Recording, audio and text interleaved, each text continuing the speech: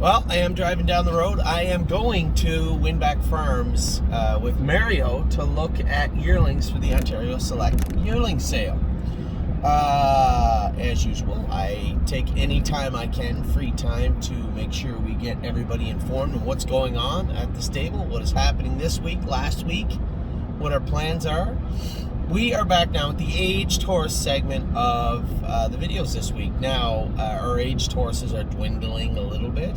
We plan on bolstering our troops, so to speak, throughout the fall. I know a lot of people had said, well, why are you selling all the horses? Well, to be honest, we're selling a bunch of horses because they're saturating the classes that we have them in.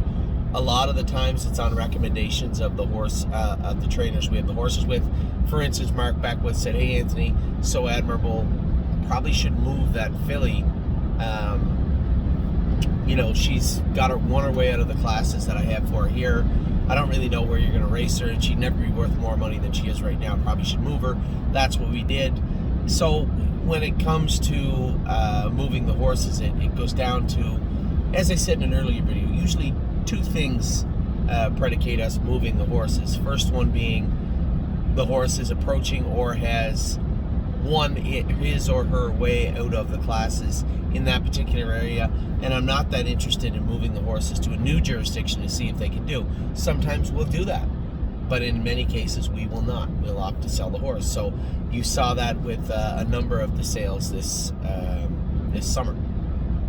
The second point would be if there's some underlying issues, no lameness, but looking down the road. You take a horse like Oso Pine, nice horse, little rough around the edges sometimes, right? Like his ankles hurt him, his one stifle hurt him. He's had some wear and tear, and coming up on the winter, the fall and the winter of this year, racing through the heat of the summer at Northfield, it just didn't make much sense to hang on to Oso Pine when we were offered such good money for him. So those are the things that usually, as I said, predicate the sales of the horses in particular. But every time we sell a horse that is approaching that saturation level, or for a number of other reasons, that doesn't mean we can't replace that horse. And we did that this week with So and Sue, who's now a member of the stable. We bought the horse from Ron Burke at the sale in Ohio, the mixed sale. And we'll do that throughout the fall. There'll be a number of people that are looking to bolster their yearling capital. So that's both good and bad. The bad is that they are diluting the market for us trying to sell our horses. So we have to be careful what we sell for and make sure we get the right price for our horses. Secondly, and every bit as important, is to make sure we buy the right types of horses that are out there. So as I said, the bad is that it gets diluted. The good is there's a number of people moving horses that could be very useful to us in Ontario or Ohio or Pennsylvania throughout the fall into the winter. As I said, we've spent 5 or 6 years now building the stable, crafting the stable and how it operates and what we do in it. And I believe that we know where our strengths and weaknesses are, so we should play to our strengths and minimize our weaknesses as we move into the fall. We know what horses have done well for us over the winter months and what types of horses have not. So look for those types of horses, the ones that have done well for us in the fall of 2021. So on with the show. Brave World drew 8 this week, so you know how that's going to work at Grand River. Not very good. Drew the outside and got locked in, got buried his last start at Georgian. So not a great couple of starts. We've already heard people saying, can he go back to Northfield? Can he go back to Northfield? If Northfield is the right place for him, then he can go back there. But I understand a lot of our Michigan clients want to see the horse race in Northfield, but keep in mind, there are other people that own the horse also, and he will end up racing where he's going to make the most money and do the best for the stable. And if that's Northville in Michigan, then so be it. And if it's Grand River or Georgian, then that will be the case also. I'm certainly not going to send him because he drew the 8-hole at Georgian Downs or Grand River Raceway, that's for sure. So we'll see how Brave World does over the next month or so. Next, Compass Rose DC. We're going to continue to race Compass Rose DC.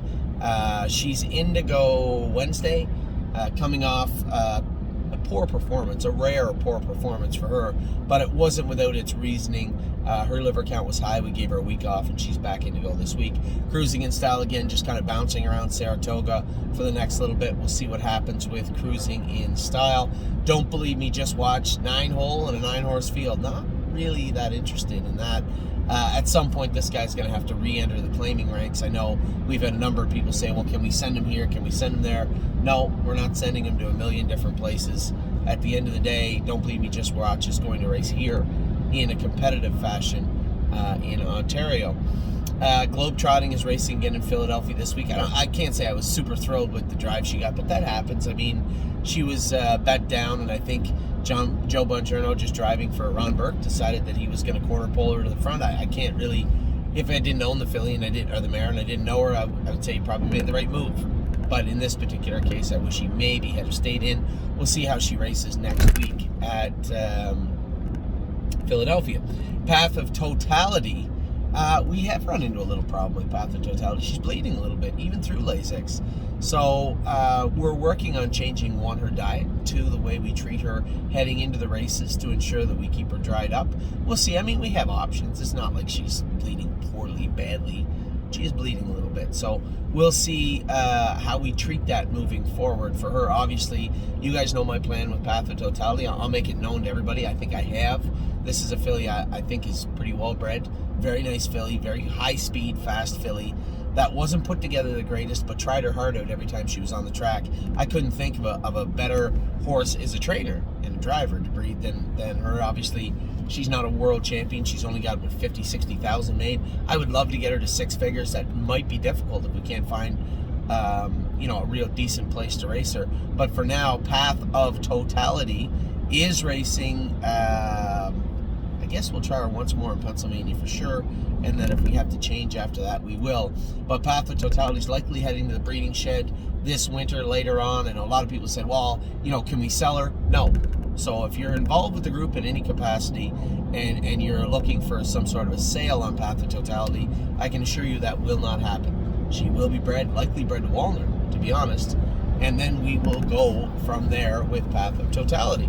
Spirited Dio, again, I don't know what we're going to do with Spirited Dio this fall. Are we going to keep her? Are we going to sell her? I know a lot of people are asking to breed her. That's a possibility. The issue we have with Spirited Dio is a little bit of a different ownership makeup. Jeff and Lenberg own 85-90% of this filly, and if they want to move her, then we'll put her up for sale and on Gator Harrisburg. And if we retain her as a group, fine. If we don't, that's fine too. But she does carry weight, and she does carry some worth, and I can't really blame them for wanting to put together what is likely some yearling capital also on their side.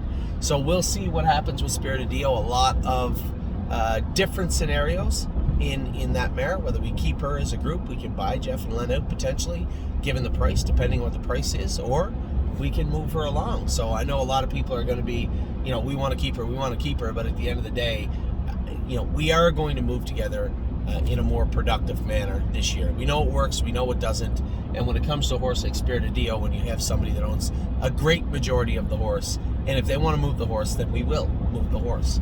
What happens after that will be up to us, our partnership, and the people looking to move. Stonebridge Simba, sticking around for a while. I don't know where we're going to send him. I know that Mark Beckwith has asked if maybe he can come out to Saratoga. He needed trotters. He does get around a half. I'm apt to maybe agree with him. So we'll see where Simba goes over the next week or so. For now, he drops way down at the Meadows, so I don't know. We'll see how he is this week. Timo Houdini, I talked about in the earlier video why he was scratched the other day. Steve Boston's was just worried about a little heat exhaustion. He had him out in the field, and he didn't realize that he came in, he was just sweating like a bugger, and he decided to scratch him. So he's just doing what's right by the horse. West 52nd, my fault the other day, he made a little break halfway down the lane. I ended up stuck in a bad place with him, but that is racing. And we will, I gotta pull over for a second because I don't exactly know which exit I'm supposed to be at. So Timo Houdini Taimo Houdini will race again next week. West 52nd, as I said, my fault the other day. I kind of give the lines a little shake and tapped him on the tail. He shouldn't have run where he did. It looks like he caught a knee boot and made a break. I ended up in a bad spot in the 3-hole. I tried to make the best of a bad situation, let the favorite in front of me to follow the favorite. He didn't move, which only turned my bad situation into worst case scenario. I ended up locked in. I wasn't coming first over. I know a number of our clients have sent me a wonderful printout of how West 52nd has raced okay first over. I'm not coming first over with West 52nd, not at Northfield Park. The front end I would have liked, but I just couldn't get him out of the gate good enough. White Tiger's on his way home. He's going to be heading to Mark Ford's farm for a little, Doyle is going to pick him up at Mark Ford's farm. So Tom Dubois is going to ship him from Massachusetts to Mark Ford's. Doyle Transport is going to take him from Mark Ford's to Ontario, where he will race in the coming weeks. And then Yes is in to go tomorrow. I got to leave here by about 1 or 2 o'clock in the afternoon to make Yes's race tomorrow night. I was very, very enthusiastic about the way he raced last week. I know it looks like I was indecisive coming out of the turn. I just couldn't get him to the outside. He was on the right line, but we have him hung up to run in because... So here's the scoop. He runs out a little bit in the straightaways, gets out of gear. To do that, to mitigate that, we put a little more equipment on the outside, but that kind of leads him to running in a little bit.